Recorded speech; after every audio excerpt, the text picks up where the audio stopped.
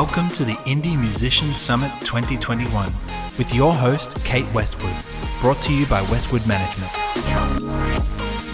Hello and welcome back to the Indie Musician Summit. It's Kate here. I'm so excited to introduce you to the speaker for today. Guess what? It's me. That's right.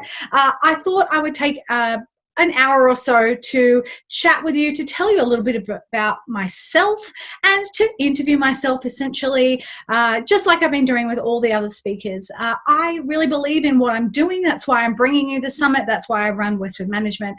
And so let's dive in a little bit to me. Welcome. My name is Kate Westwood, if you don't know that already, and I run a company called Westwood Management. It's just a small business. Myself and my other coach, Amelia, we do this together and we work with a range of indie artists in a range of ways to help support their career. And, you know, on top of doing the Indie Musician Summit, I also work in radio on the side. 89.9 The Light is a radio station here in Melbourne that I do weekend announcing on, which I really love and enjoy doing. I live in a house with a couple of housemates. I have a cute cat, Link. He's just over there. Hopefully he won't jump everywhere all over us. He's settling down now. That's good. The joy of working from home is the cats are all over the place. There's only one. And you know what? I am a passionate lover of gardening. I love movies and books, and I really love my family. And I found that really challenging in COVID with all the lockdowns we've had here in Melbourne to not be able to see my family, not visit my sister and her family, not see my brother and his family as much as I would have liked. So I'm super excited to get traveling again whenever the world opens up, and I can't wait to get back to gigs when they open up here in Melbourne as well. Now, I wanted to talk to you today a little bit about my history and my journey of where I've come from, how I've got to be here today. I'm asking all the speakers that question. And you know what? I grew up in churches and singing and playing in bands, and I was always really passionate about music, but I didn't really have the environment around me that really encouraged or that gave me capacity to do lots of lessons, or I didn't even think about going to music school, any of those kind of things. But I loved singing, I loved writing songs, and I loved just being creative, and I was creative in a bunch of different ways. But I never, you know, got into a studio or got experience in that kind of space. And I actually, as just a human being, naturally was very independent, very strong, very strong-willed, and thought, I can do this on my own. Look how cool I am. And so I did a lot of things on my own. I wrote my songs on my own. I didn't really share them with people. And because of that, I love the whole idea of being a strong, independent woman, but that doing it on my own mindset really kept me stuck, because if I was writing and I got stuck with the music, I didn't know how to, and I hadn't developed relationship with people to get help.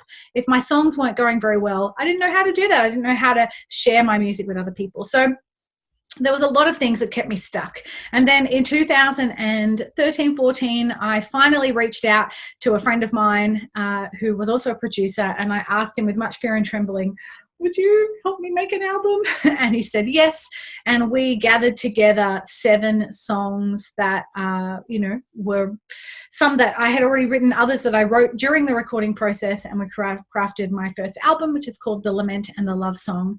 And it was a huge learning curve. I don't think I'd ever really thought about being an artist or explored my creative capacity within that space. I'd always hit a ceiling and got stuck because I tried to do it all on my own. And hilariously, at the same time, I was studying music business at university, and I was trying to figure out on the side at home on the weekends and after work how to release my music, how to do a website, how to distribute, you know, how to do PR, how to do social media, all that kind of stuff.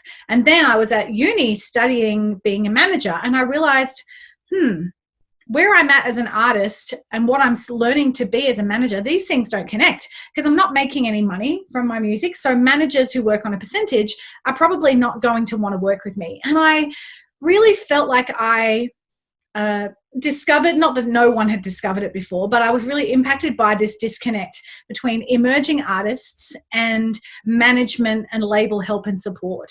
And I felt like there needed to be a change. And so I put my hand up and I said, hey, I want to be the change that I wanted to see. And so I finished my diploma of entertainment management, and I started Westwood Management. And I thought, I'm going to focus directly on artists who are not ready for management because they're not earning enough money. They're just starting out.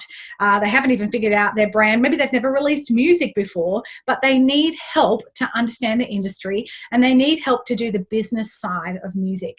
And so that's what I do. I work exclusively with emerging artists who are just getting started and who need help. And it's been a wonderful journey. We're in our 3rd year, and it's up and down and all over the place, but I think we've created a really wonderful set of content and training and education and resources and pathways for artists to get started to understand what it means to be an artist, what it means to navigate the industry, and what they can expect from these first couple of years. Now, even as an artist myself, I released another single this year, working on my 2nd album/EP. I've had to pull it back a little bit because of COVID. We're not able to do as much as I had hoped, but that's fine. And so I'm doing these things in tandem.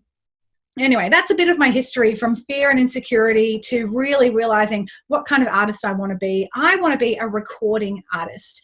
I don't really care about that much about gigging or touring. Look, I am 39 years old, and I don't really have a desire to be going around to all these venues in the city on a Wednesday night or at 11, 12 o'clock on a Saturday evening, playing to all these randoms.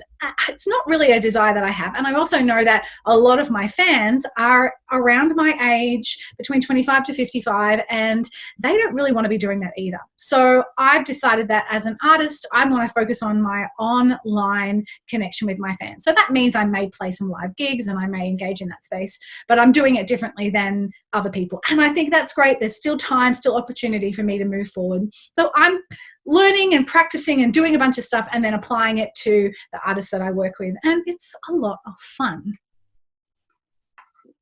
Now, how does that all relate to what we're going to talk about? Well, what I want to talk about today is this whole thing about the release process. And I've put together, or I guess crafted a process and a framework that puts this whole releasing music process together, makes it easy to understand, has put checklists and documents and worksheets all together to make it way easier to understand what to do when, and how to go about the process. So if you want to go on the journey with me, let me share my screen and we'll pull up the notes. Okay, so here we go. There I am holding a glass of water. Why did I pick that picture? I'm not sure. But anyway, let's move on. So the first thing and the biggest thing that I really want to encourage artists with when they're creating music is to not rush the process. Don't write a song today, record it tomorrow, and release it next week. You can, if you want to, go ahead. Totally up to you as an emerging artist. But the biggest thing, I think, is this whole thing of taking your time to make sure that the process builds towards your goals and helps you achieve those dreams rather than just get something out into the world. It can be a bit of a false start if you just release but haven't got all the backing that piece of art and that product needs. So if there's anything that you can take away from this little session, it is going to be, I hope, that, okay, I'm not going to rush the process. Ooh, I want to get it out next week, but I'm just going to take a breather, push that timeline back a little bit and not rush the process. Okay. So I want to take you through these things. This is called the 4 seasons of the release. Let's just move my face over here, double face. The 4 seasons of a release. So this is what I've kind of articulated, and I've broken up, say, a 12-month process down into 4 seasons: pre-production, production, pre-launch and launch, and post-launch.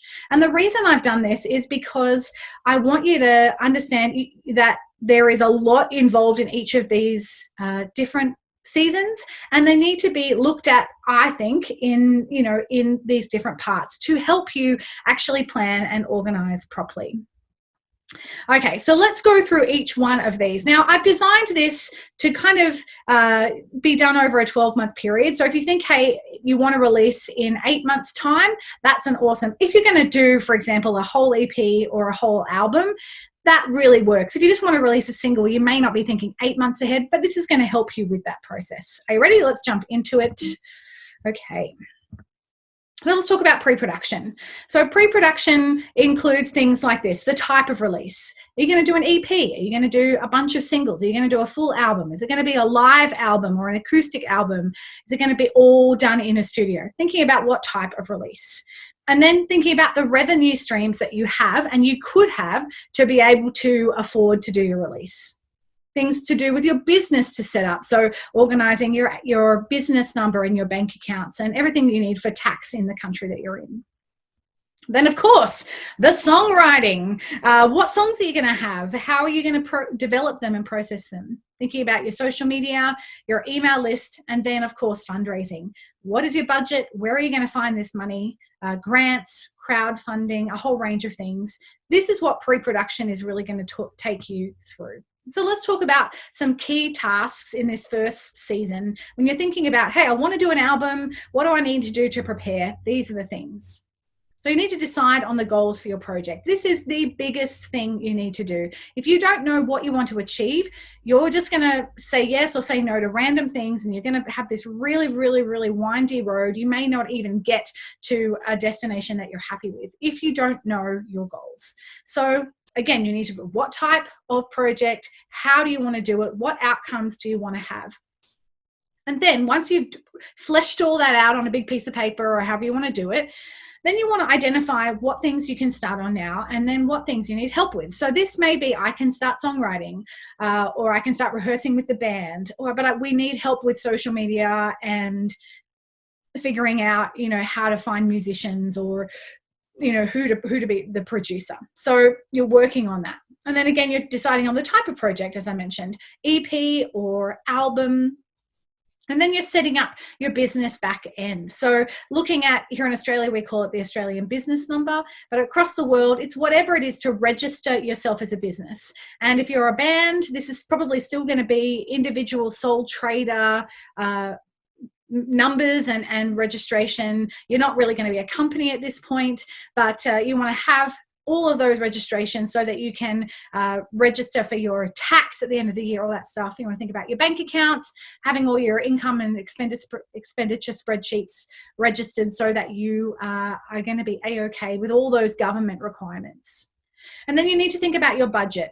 Okay, if we want to do 5 songs and it's going to be a full band EP in the studio, how much is the producer? How much is the studio time? What's it going to cost to do the graphic design? How much for the catering while we're in there? How much for PR? How much for the photography? How much for the website? How much for the video? And you flesh out your estimated costs for your project. And then you've got to figure out how you're going to pay for it. So this again is, okay, we're going to save, everyone's going to put $200 a month from their income into the band account, or we're going to apply for some grants and see if we can get some corporate funding. Maybe we're going to do a crowdfund and pre-sell caps and t-shirts and pre-sell the EP. Whatever you can do to try and save as much money and get as much money so that you can actually afford to do the project. And a few other key tasks for this first season, which is the pre-production season, is really to understand, okay, we are a punk rock band or I'm a country pop artist and I know my genre for this project. It doesn't have to be the same genre you'll have forever, but I know the genre of music I want to release for this project. And then you've got to get to know your audience and you've got to start to set up your social pages if you're not already on Instagram or TikTok or Spotify, Facebook or YouTube or whatever you want to use. Go out and start to engage with your audience. Now, I always think you should be audience building, not just before you record, but at all times. But if you haven't got these set up and you're not engaging with your fans, then you need to be doing that. And you need to get your email list going so that you can start capturing email lists on your website or on your socials so that you can have direct access to your fans. Now, I'm not going to go on that too much, but email lists, you may go, ugh, but everybody uses email. Everyone. To register for the summit, you had to have an email address. To have a TikTok or an Instagram account, you have to have an email address. To buy anything online, you have to have an email address. So if people are saying who uses email, that just means that they don't care about the emails that they're getting. And so that's the biggest thing, is you want people to care about receiving your email. That's a whole nother talk, but I just wanted to encourage you to do that. And another task for this pre-production season is to develop your songwriting and choosing your songs. So if you want to write them, you need to be writing a freaking heck load of songs. So you have, because every time I go to my producer, here's 20 songs. He likes 2 of them. You're like, oh man.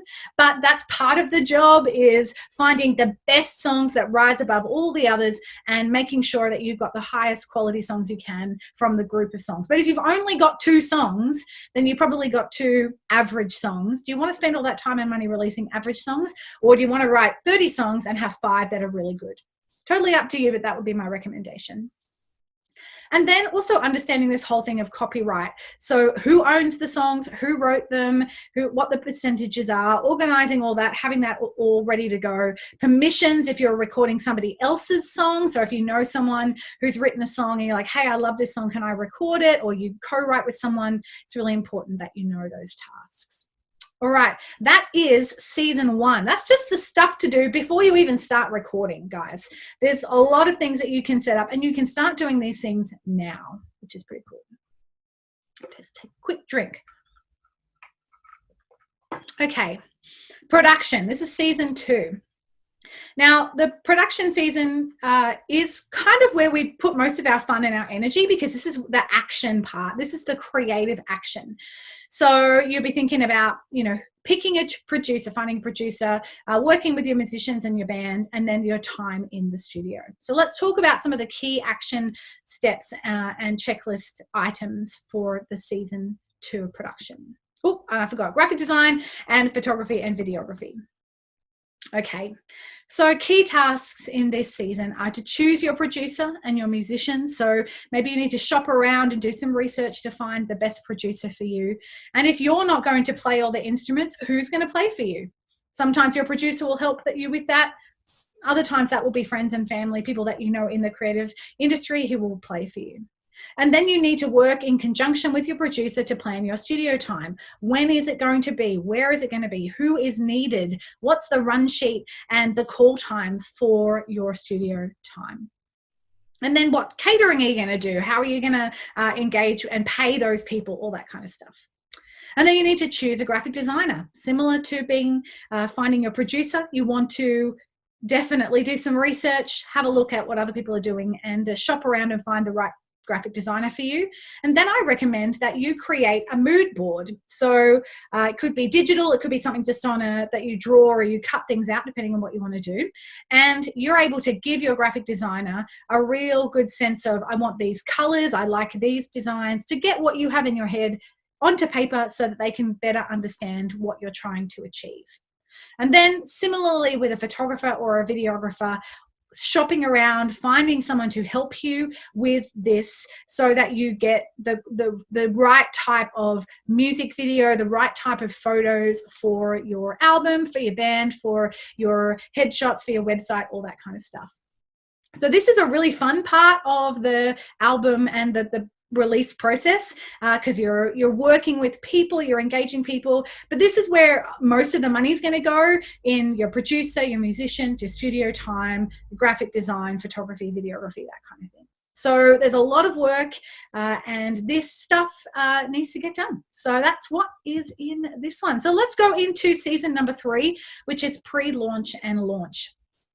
Now, before I talk about this, the reason I've set them up and I've organize it this way is that there are things, it's really to help you section out the time frame of what you need to do at this point. So you're not really going to be worrying about your electronic press kit 8 months before the release, because that's when you need to organize your budget and your timeline. And you're not going to be planning your launch party while you're in the studio, because that's months away. You want to be able to focus on the things that need to get done in the right time. So I'll give you an example of a timeline as well. But Let's talk about season 3, which is pre-launch and launch. Now, I know I'm talking fast. I want to get all this content out for you so that you can have a really good idea of the release process. And I really hope it's helpful. Okay, so in this pre-launch and launch, you can be doing some of these things while the production's happening in the studio, because you may not be in the studio the whole time, but you want to be thinking about your press kit. You want to be thinking about any merchandise that you want to get out into the world, thinking about how you're going to advertise, how you're going to market, looking at possibility of radio promotion, all of your PR, how you're going to distribute, what website, what provider you're going to use to get all your music out into the world, thinking about your music website, if you're going to print CDs, and then any profiles or registrations that you need to do, like Spotify for artists or Apple for artists, registering with your local PRO to get your songs registered, that kind of thing. And then you also want to think about the launch, the month and the weeks and the day of your launch.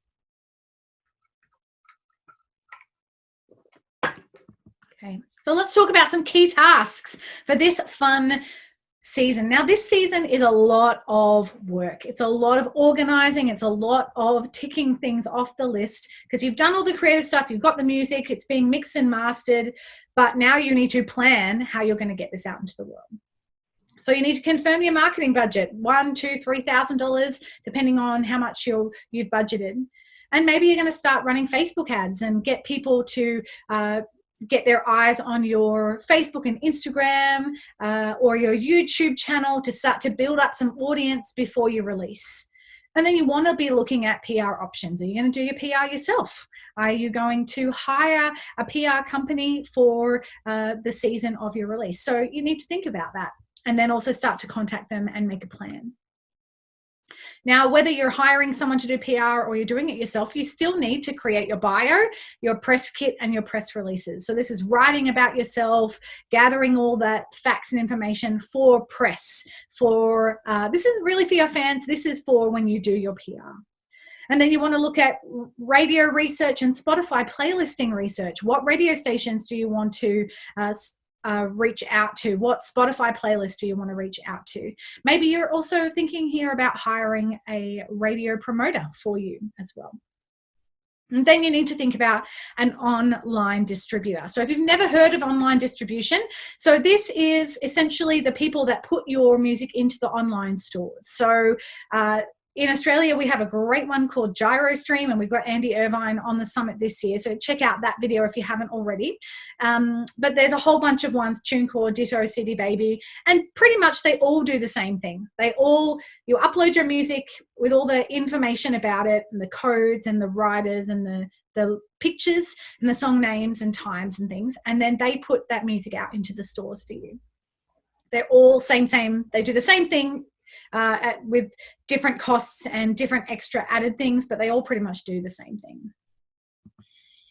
Okay, another task for this season 3 is to create your music website. So we also have the amazing Dave Cool from Bandzoogle, who talked about music websites. So check out that video here on the summit and figure out, what kind of content you want to put on your website. But now that you've got your bio and your pictures done, you can use that information and you can upload that onto your website to create it for your press kit on your website, but also for your fans and potential fans to find out more about you, listen to your music, see your cool photos.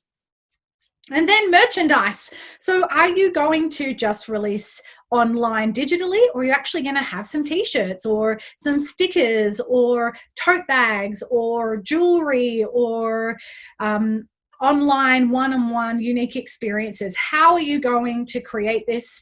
Asking your fans what they would like first before you create it. And then once you've decided what merch you're going to sell, setting up your online store, maybe using your website or something like Shopify or Square, an alternate website, a simple store option for yourselves. And then you need to look at ordering that merchandise. So you need to do that, months before you have your launch. You want to be really organized and ahead of time with that as well.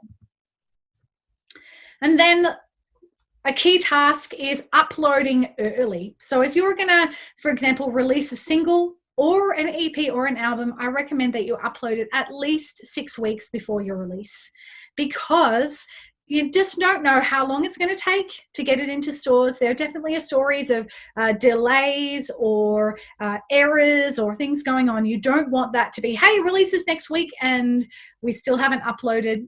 Don't do that. Give yourself at least 6 weeks, primarily because it's going to reduce your stress. And then you know you're organized. Then you can submit to things like the Spotify editorial playlists. You can start to have your music ready to go. And then hopefully your distributor will give you a pre-save opportunity, so you can promote pre-saves or pre-sales, pre-downloads, lots of things you can do. Another key task. See, there's so many things involved in the release process, but I'm trying to keep it simple for you. Is to choose what kind of launch event you want to do. So maybe you can do a live launch event. So you want to be ringing around a couple of months before you have your launch event and be saying, hey, can I book this thing out? Because most venues are booked, say 3 to 4, possibly 5 months ahead. So you need to be calling venues, booking venues for your launch party. Maybe you're going to do a listening party at home or a live stream, planning what kind of launch event you're going to do. As I mentioned, book your launch venue and then book your party. Is it free? Is it ticketed? Will there be food? Where is it going to be? How many tickets are involved? How do they buy the tickets? Is it going to be a merch table? Are you having other people playing with you, or is it just going to be you? All of those things need to be planned out in this season. Okay, so included in the season of, I'll just go back to that, the pre-launch and launch, it's going to be what you're going to do on your actual launch day. So, all of your PR, get your PR going, enacting all of that, promoting all of that. I don't have time to go into all of that because, again, that's a whole nother talk, a whole nother set of videos, but you want to be really planned ahead of time. You don't want to just be emailing people for something that's happening next week. It's got to happen weeks ahead. I was actually just doing some radio PR for one of my artists and calling a radio station, and they're like, oh no, we need at least 3 weeks notice. So, okay, good to know that radio stations want 3 weeks notice. Well, this radio station in particular. So, you're building networks and connections and moving forward with that. Okay, now the reason I have a 4th season that's after the launch is because there's so much that needs to happen after you release. It's not just great, it's into the world, I can stop now, I can calm down, I can go and have a nap or do something different. No, once your music's released, you've got to keep talking about it. You've got to keep engaging, because this digital product, you can use it and talk about it over and over and over and over again. You can use the word exploit, which is a good word when it comes to music. You want to try and get it to be used as many places as possible. So this is remixes and whole many other things. We'll talk about that. So post-launch, touring, keeping the show going and planning ahead for your next project. So here are some tasks. You want to keep sharing behind the scenes content. So you want to go throw back to when we recorded this song and a black and white photo of in the studio. Or you want to talk about why you wrote the song and the people that were involved in it, maybe behind the scenes of the video or anything like that. You keep talking about the project. Then you also want to be continuing to contact venues. Hey, I've got new music out. We just had a sold out show for the launch event. We'd love to gig. We'd love to play. If you want to do that, you want to keep contacting, keep reaching out, keep connecting with other artists saying, hey, do you need an opener? Do you need someone to share the bill with? Maybe you're contacting festivals. You're building on this momentum of a release and a project release. And then you want to keep writing, or you want to keep searching for co-writers or for other people who've written songs that you can use for yourself. So you want to keep that process going, especially if you want to be a songwriter and you want to be known for that. You want to keep writing all the time. You should be creating. I reckon 3 to 4 songs a month. It seems a bit crazy, but the more you write, the better songs you're going to get. And then you need to be planning for your next release. So I talked in the beginning about 12 months. So 12 months ago, you started planning for your release. And that was at the 8-month part. And then we keep going up to 4 months. And now you need to be planning for your next release. And so, look, it doesn't matter whether you're releasing singles or an EP or a full double-length album with 30 songs on it. you want to be thinking about the next thing. And good businesses who are organized and planned, they're always thinking 12 to 18 months ahead. They're not going, all right, we released that EP, now we'll just do nothing for the next year. I mean, you can if you want. Don't feel the pressure. But you'll be thinking, okay, well, we've already got songs in play for that are being recorded for the next EP, and we've got a tour planned, and we're organizing all this stuff. So you want to keep the momentum going. Okay, so full on. There's so much that's involved in releasing music. Now, I think the checklist that I have for this is something around 100 or 120 individual checklist things that take you through all of those seasons. So we're not going to go through all of those in this seminar, but I want to ask you a couple of questions to help you think through a bit of this whole release process. So I want to ask you, how long have you been wanting to release the songs that you have? Have a think about it. Maybe you've got 5 or 10 songs sitting in your pocket. You're like, oh, maybe you wrote them a year ago or 2 years ago. Or maybe they were just done this year in COVID. What's the process of wanting to record and release these songs? And then what are the main things that have stopped you from moving forward? So why haven't you started recording them yet? Why haven't you reached out to a producer? What stopped you from, maybe they are recorded and you haven't actually pressed go on the release process. So you don't feel they're good enough. Maybe you've run out of money. What are the main things that have stopped you from moving forward? And then I want to give you something really practical. What are you going to do this week to move past those obstacles? So once you know why you're not moving forward, what the challenges are, what can you do this week to get some help, to reach out? I'm sure there's going to be a lot of people in this summit, be it the attendees or the speakers and the artists who are playing, who might have some answers for you, who might have recommendations for people who could help you or who could tell you what they've done in their career. There's going to be a lot of opportunity for you to be able to move past these obstacles. And then I do want to ask you a question. What areas of creating and releasing music are the most overwhelming for you? If we look back at those 4 seasons, they're not just about making music, they're about the business side. And so many people struggle with the business side of the music because they've never had to think about that before. It hurts their brain to have to think about doing finances or social media ads or PR, that stuff. Maybe it feels dishonest or ingenuine for you, or disingenuine, I think the word is, doesn't feel honest and authentic for you. So maybe there are a lot of things that are actually stopping you. And why are they feeling overwhelming?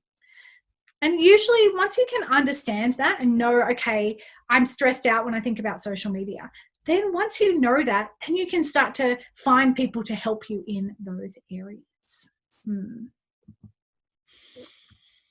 Okay. Now, I guess you do have a decision to make now. So you've thought through this 12 months of release process, these all the things that need to be done. Are you just going to kind of sit on your hands, or are you going to start to move forward?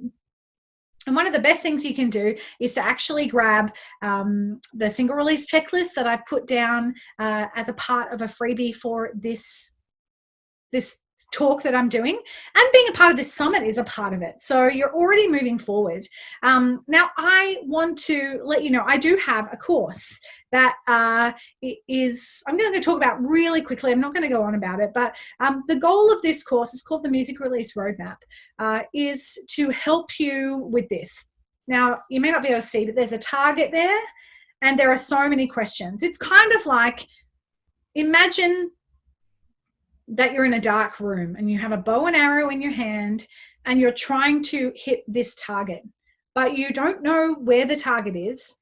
And even after you fire your arrow, you don't know whether you hit it or how close you came, and you don't know what to do differently to be able to reach that target. That is so overwhelming.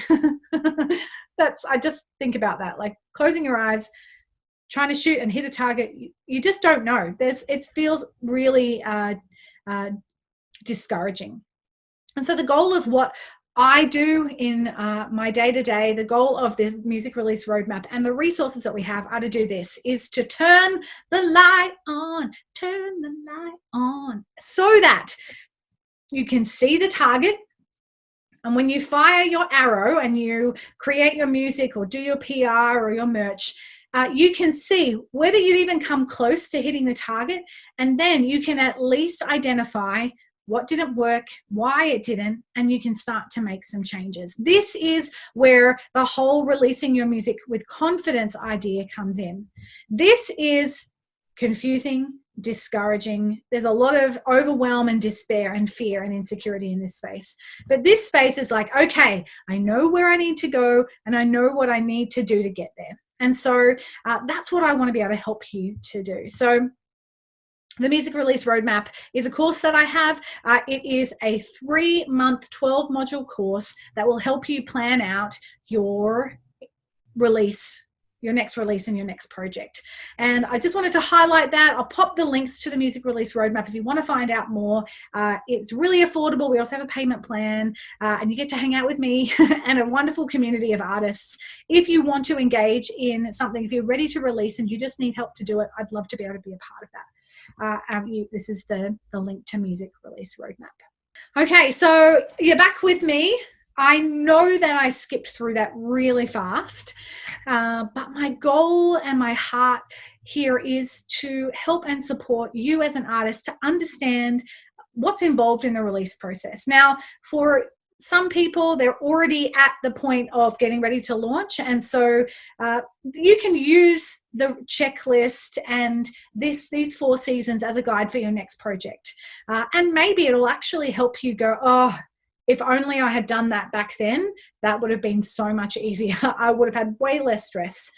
And the reason I put this together is because I had no idea when I was doing my first time round, and I felt overwhelmed, I felt lost, and I wasted hours and hours and hours of my time trying to do things that didn't actually really help move the needle forward.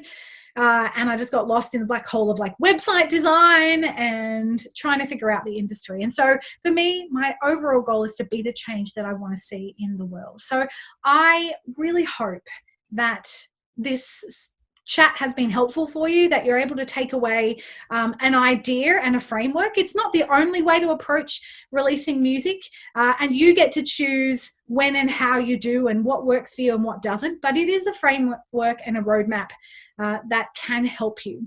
And what I do know is if you don't have a roadmap and you embark on this on your own, you're probably going to get lost, you're going to get frustrated, and you're probably not going to get to where you wanted to go. And so having something like the Music Release Roadmap and understanding the process is actually going to be way more likely for you to actually achieve your goal, to do it on budget, and to do it in a way that supports the wider creative community around you and makes you feel like, wow, we did a good job. That was hard. That was a lot of work, but it was worthwhile. And let's do it again.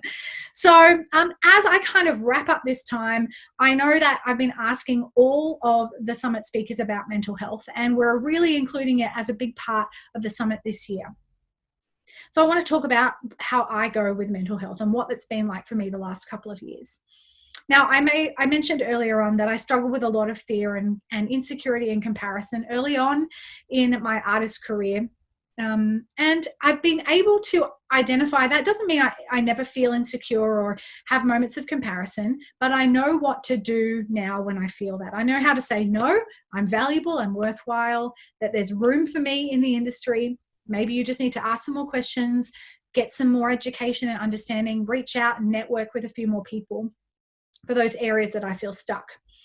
But in terms of COVID and mental health, it actually has been a challenge for me. Last year here in Melbourne, we've had something like 260, 270 days of lockdown over these 2 years. Last year, it wasn't too bad. I didn't love it. I wasn't stoked to be in lockdown, but I already worked from home, had lots of energy, kept going. This year, it's been really hard. I use the example of myself in general. I am an uber optimist. And if something doesn't go very well, I'm always able to find the sunny side or the silver lining and just move on quickly, because as an optimist, it was a really bad day, but tomorrow's going to be great and there's hope around the corner, but I've definitely had some bad days this year, way more than I've ever had before. I'm not doing badly, but I've had bad days. And I think that's been the big thing to understand and differentiate, is the difference between I'm not doing well versus I've just had a bad day. And for me, I was like, oh, I'm not doing well. No, Kate, you're just having a couple of bad days here and there.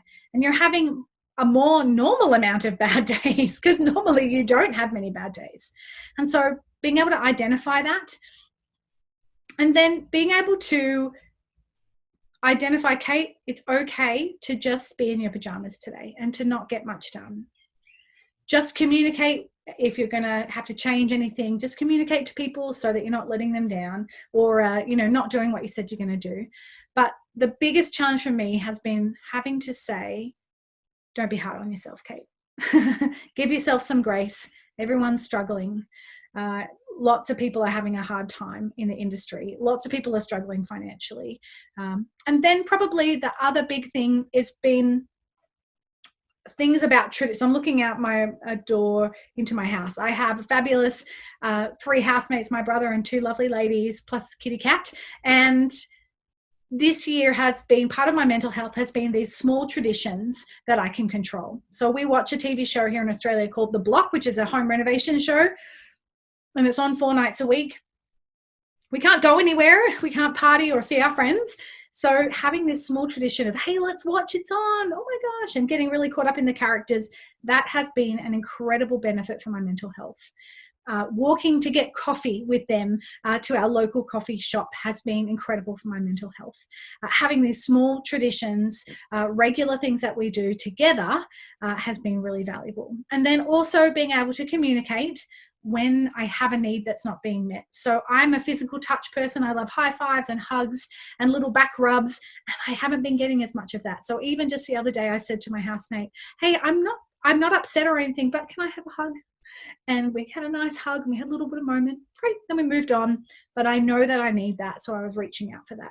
So they're kind of some of the things that I've been doing that have been helpful for me in my mental health, not being hard on myself, recognizing the difference between not doing well versus just having a bad day, being grateful for what I have, because I have so much and I'm so blessed, and also small traditions, things that I can control, and just this whole thing of getting touch if I feel a bit low, if I haven't had enough hugs. So yeah, just a couple of things for me.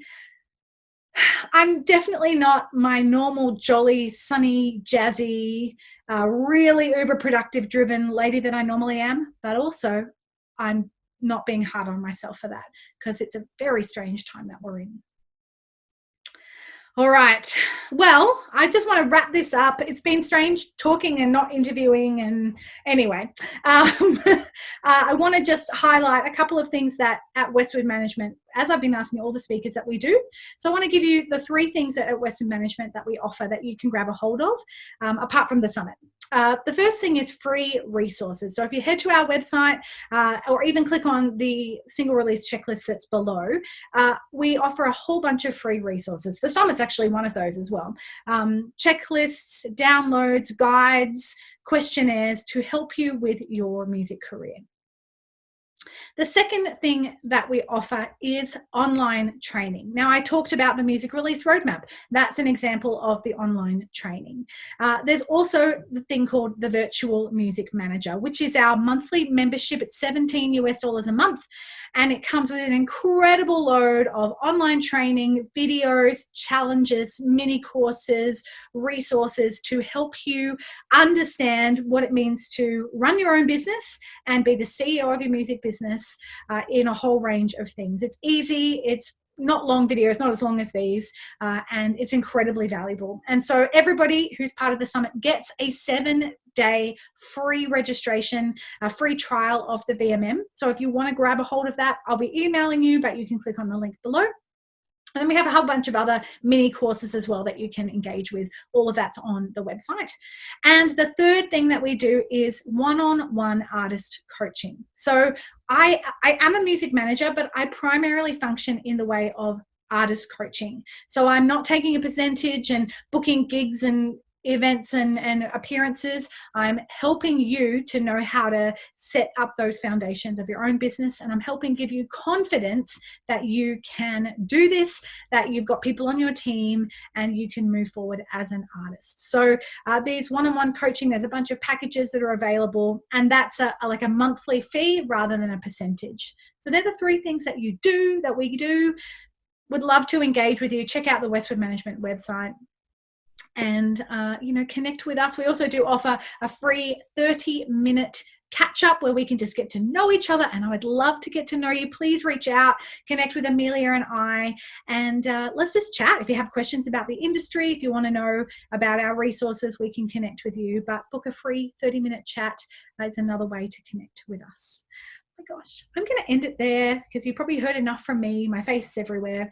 But it's been a pleasure chatting to you. I hope that this info and insight into the release process is helpful for you. If it's overwhelming and you need help, hey, reach out, grab the single release checklist, or look at the music release roadmap.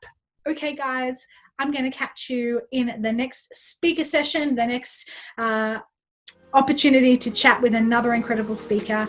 You'll be hearing from me in your email inbox, and I will see you soon.